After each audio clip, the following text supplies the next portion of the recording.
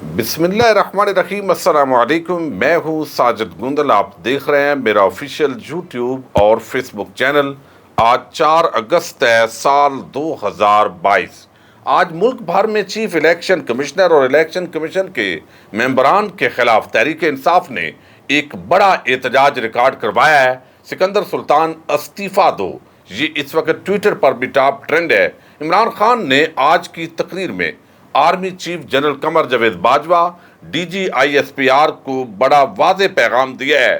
یہ پیغام کیا ہے اور اس کے ساتھ ہی مائنس عمران اگر کیا گیا تو اس کے کیا ایفیکٹس ہوں گے، اس پر بھی بات کی ہے۔ اس تقریر کے عام نکات آپ کے سامنے رکھنے انتہائی ضروری ہیں، لیکن اس کے ساتھ ہی ایک اور بڑی خبر سامنے آئی ہے۔ آج پی ٹی آئی کی مرکزی لیڈرشپ، جس میں اسد عمر، فواد چودھری اور دیگر قائدین موجود تھے، وہ الیکشن کمیشن آف پاکستان کے اندر پہنچے کہ آپ کو یادداشت دینی ہے کہ ہم آپ کے خلاف احتجاج کر رہے ہیں۔ وہ یادداشت کس شخص نے وصول کی؟ بتایا گیا ہے کہ اس کے اندر بھی ایک بڑی جال سازی ہوئی ہے۔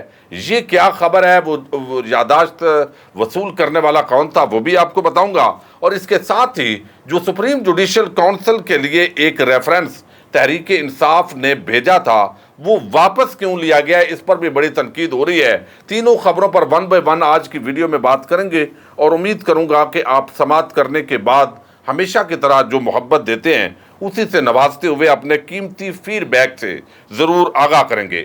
سب سے پہلے تو ہم نے دیکھا ہے کہ ڈاکٹر بابر اعوان اور فواد چودھری، ان کے بیانات کے اندر بڑا تضاد جو ہے وہ دیکھنے میں آیا ہے، جو کہ میں سمجھتا ہوں کہ نہیں ہونا چاہیے۔ ایک تو جو ریفرنس گزشتہ روز سپریم جوڈیشل کونسل کے اندر چیف الیکشن کمشنر کے خلاف بھیجا گیا تھا، اور اس کی پوری ڈیٹیل ہے، اس کا پورا جو متن ہے وہ میں کل آپ کے سامنے رکھنے کی کوشش کروں گا۔ اور اس کے اندر جو تمام ایلیگیشنز ہیں وہ بڑے ویلڈ ہیں۔ جب سے یہ پی ٹی آئی کی حکومت آئی ہے، چیف الیکشن کمشنر نے کس طرح نون لیگ اور پیپلز پارٹی کے حق میں فیصلے دیے ہیں، پھر ای وی ایم مشین الیکشن کے اندر جو دھاندلی ہے اس کو روکنے کے لیے جو بھی اصلاحات کی کوشش کی گئی ہے، پھر اوورسیز پاکستانیز کا جو ووٹ ہے، اور پھر یوسف رضا گیلانی کا وہ جو معاملہ تھا جس کے اندر پیسوں کا لین دین ہو رہا تھا، ویڈیو، پھر ہر جگہ پر یہ پورا ایک ڈیٹیل ہے وہ لگائی گئی ہے۔ لیکن اب چونکہ الیکشن کمیشن آف پاکستان نے ممنوعہ فنڈنگ پر ایک فیصلہ دیا ہے، تو یہ اس کے ساتھ نہیں لگایا گیا تھا، اس لیے چونکہ وہ گزشتہ روز فیصلہ آیا ہے اور یہ پہلے سے پوری ایک تیاری ہو چکی تھی، تو فیصلہ کیا گیا تحریک انصاف کی طرف سے کہ یہ جو ممنوعہ فنڈنگ کا کیس ہے وہ بھی اس کے ساتھ جو ہے وہ نتھی کیا جائے، کہ یہ بھی ہمارے خلاف ایک بہت بڑے پلان کے تحت یہ سارا کام کیا گیا، تو اس لیے وہ کل یا پرسوں دوبارہ جو ہے اس کو دائر کر دیا جائے گا۔ لیکن ڈاکٹر بابر اعوان اور فواد چودھری جو ہے ان کے بیانات کے اندر یہ تضاد ہوا ہے۔ ایک اور بڑی عام خبر ہے، اور یہ جو خبر ہے یہ رائے مرتضیٰ جو ہیں انہوں نے دی ہے، اور یہ اب تک نیوز کے رپورٹر ہیں، الیکشن کمیشن آف پاکستان اور سپریم کورٹ آف پاکستان کو یہ کور کر رہے ہیں بڑے عرصے سے۔ انہوں نے یہ دعویٰ کیا ہے کہ الیکشن کمیشن نے تحریک انصاف کے ساتھ آج ایک اور بڑا دھوکہ کیا ہے۔ ان کا کہنا ہے کہ آج جب پی ٹی آئی کی قیادت احتجاج کرتے ہوئے الیکشن کمیشن پہنچی تو چیف الیکشن کمشنر نے ایک جعلی افسر کو یادداشت وصول کرنے کے لیے بھیجا۔ اس افسر کو ہم نے پہلے کبھی بھی الیکشن کمیشن آف پاکستان میں نہیں دیکھا۔ ان کا کہنا یہ ہے کہ وہ سال سے یہ کیسز کور کر رہے ہیں، پھر الیکشن کمیشن آف پاکستان کے دفاتر کے اندر ان کا آنا جانا ہوتا ہے، لیکن آج یہ پی ٹی آئی کی جو لیڈرشپ ہے، اسد عمر، فواد چودھری، فیصل جاوید اور دیگر جو لیڈرشپ تھی، وہ چونکہ آج ریڈ زون کو تو نو گو ایریا بنا دیا گیا تھا، اور ہر احتجاج سے پہلے رانا ثناء اللہ ایک ماحول بناتا ہے اور پھر دھمکیاں دیتا ہے، اور وہ اس کی دھمکیوں کی بڑی تعریف ہوتی ہے۔ نون لیگ کے اندر بڑی پذیرائی ہوتی ہے کہ ایک بدماش آدمی جو ہے اس کو ہم نے وزارت داخلہ دی ہوئی ہے اور اس کا بڑا ٹیکہ ہے۔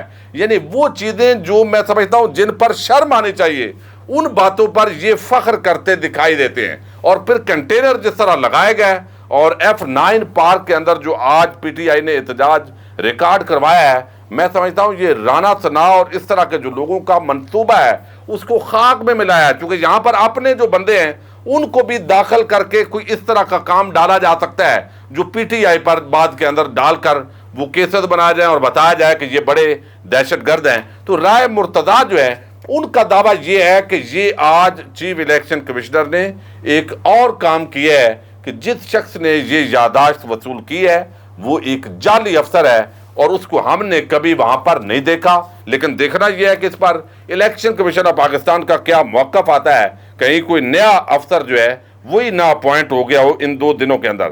اب عمران خان صاحب جو ہے انہوں نے ظاہر آج کراچی، لاہور، پشاور، سیالکوٹ اور ہر جگہ پر جو الیکشن کمیشن کے دفاتر ہیں اس کے سامنے احتجاج ہو رہے تھے، لوگ جمع تھے اور لوگوں کی ڈیمانڈ بڑی سادہ ہے کہ یہ چیف الیکشن کمشنر اور اس کے ساتھ جو ممبران ہیں ان کے ہوتے ہوئے یہ الیکشن شفاف نہیں ہو سکتے. اور یہ کون کہہ رہا ہے؟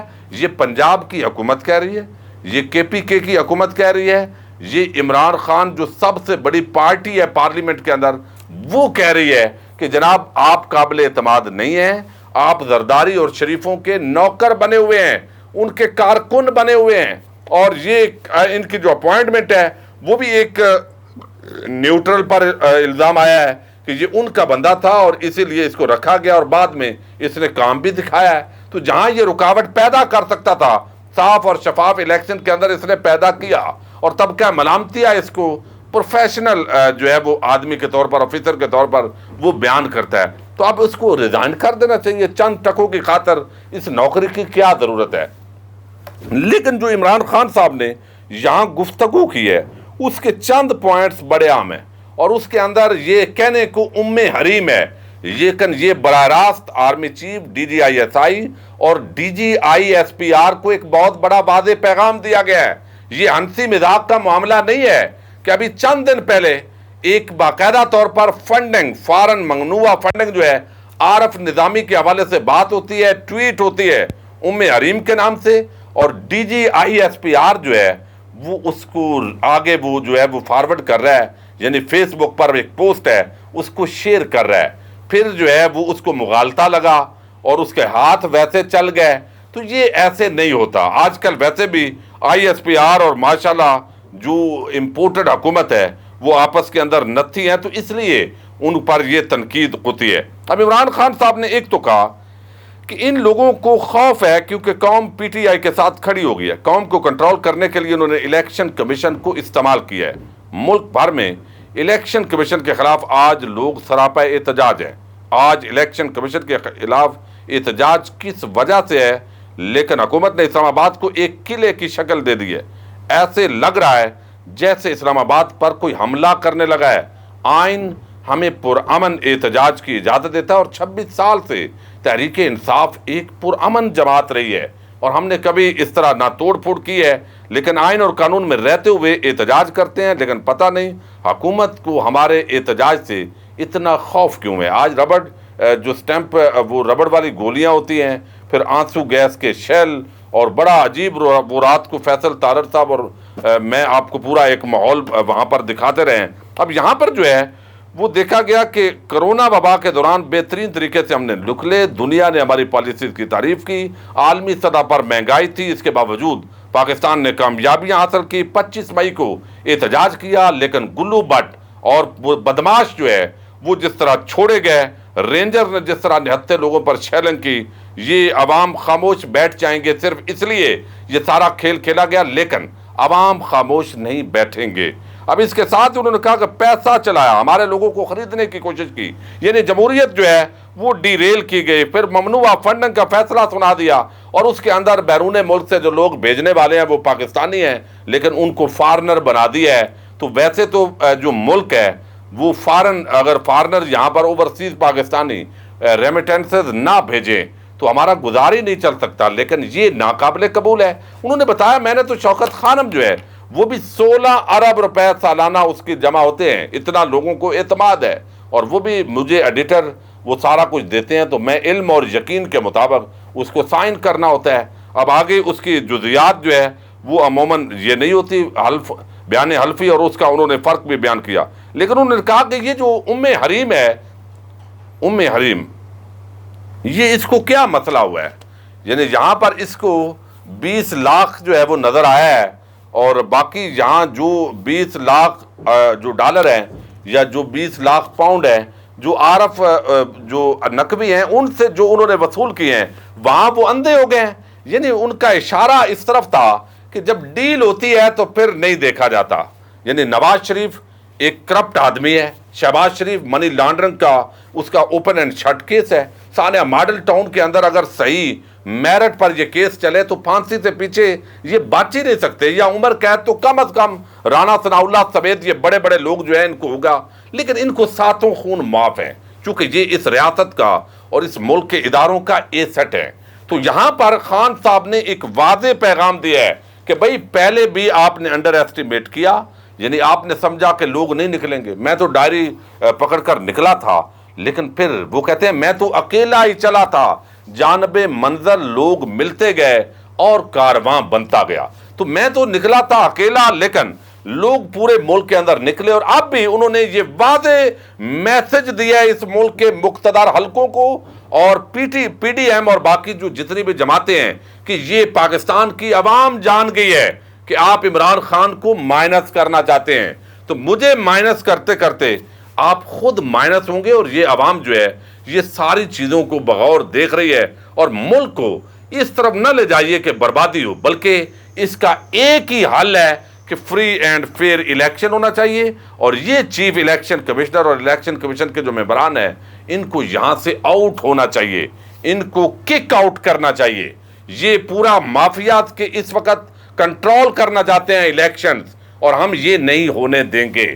تو اب دیکھتے ہیں کہ آنے والے دنوں کے اندر یہ ایک پورا ایسے لگتا ہے کہ یہاں وفاقی حکومت اگر یہ کام کرے گی تو صوبے کے اندر بھی ان کے ساتھ ایسا ہی معاملہ ہوگا. تو ایک عجیب قسم کا بہرحال آئینی قانونی جو تصادم ہے اس کی طرف حالات جا رہے ہیں. اور اس کی بنیادی وجہ یہاں پر چونکہ بیانیہ ہے کوئی نہیں، چور کہہ رہے ہیں کہ ہمیں بھائی چور نہیں کہنا، ورنہ ہم آپ کو چور کہیں گے بے شک آپ چور نہ ہوں. تو یہ ساری چیزیں ممنوعہ فنڈنگ کیس جو ہے وہ ہوا ہے، اور نواز شریف کو واپس آنے دیں. بس یہ ایک ہی ڈیمانڈ ہے. نواز شریف اگر واپس آتا ہے تو میرا خیال ہے واپس تو آنا چاہیے اس کو، لیکن اس کو جیل میں جانا چاہیے اور سزا پوری کرنی چاہیے. اور اگر اس کو کوئی بچانے کی کوشش کرتا ہے وہ خواہ عدالتوں کے ذریعے ہوگا، تو وہ پوری قوم اندھی نہیں ہے، نارو ہے، دینے والے کون ہے وہ بھی پتہ ہے. تو پھر قوم سے عزت کی توقع انہیں نہیں کرنی چاہیے. اجازت دیجیے گا، اللہ حافظ.